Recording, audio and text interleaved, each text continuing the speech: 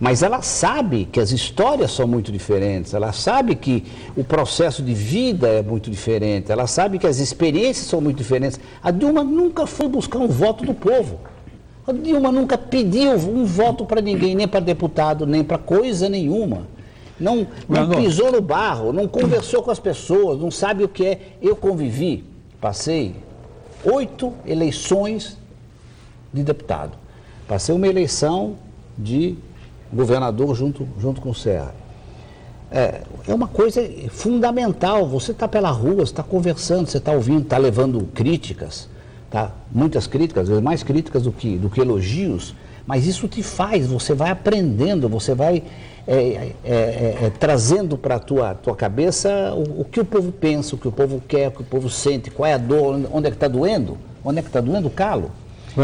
Ela nunca fez isso, ela nunca andou por aí para pedir esse voto. Então, existe uma diferença brutal entre as duas candidaturas, na minha avaliação, evidentemente. Agora, o que é importante é que a gente possa fazer esse debate todo, aberto, nacional, sem essas histórias, lobo em pele de cordeiro e coisas desse tipo, ou vai fazer aquele papel de deitar no túmulo do Tancredo.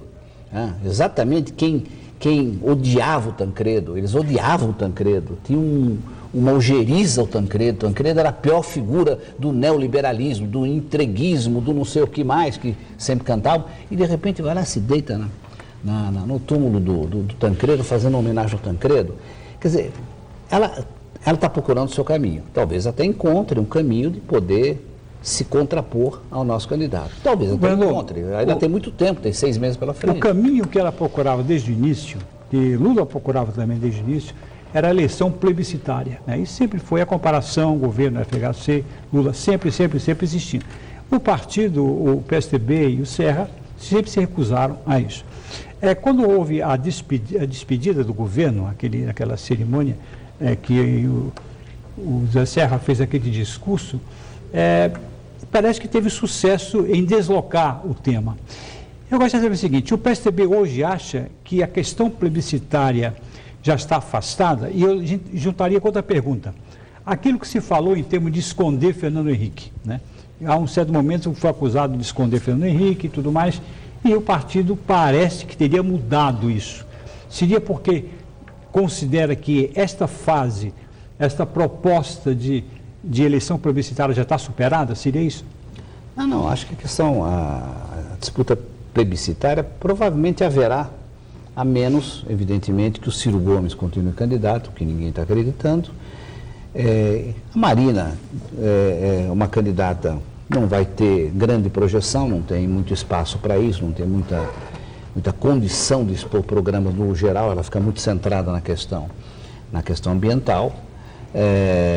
Ela não terá condição de quebrar, provavelmente, o que será uma polarização entre as duas candidaturas. Agora, o Fernando Henrique faz parte da história do Brasil, não é nem da nossa história como partido político, não. É da história do Brasil.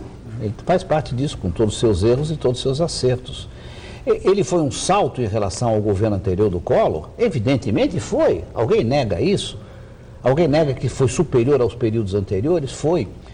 Nós estamos vivendo um outro momento agora, que é um outro degrau da história, conjuntura internacional muito melhor, foi muito mais satisfatória, em que você tem um avanço em termos de crescimento de economia, melhor distribuição de renda. Agora, tem em relação ao governo passado, ao governo anterior? Tem, evidentemente tem. E o próximo governo terá também, felizmente para o país, e felizmente para o nosso povo, será um governo melhor do que esse que está aqui. E nós achamos que pode ser melhor. Nós achamos que não deve continuar, nós achamos que deve ser melhor, e que pode ser melhor, e que tem que ser melhor. Porque o Brasil tem um potencial para fazer mais do que fez até agora.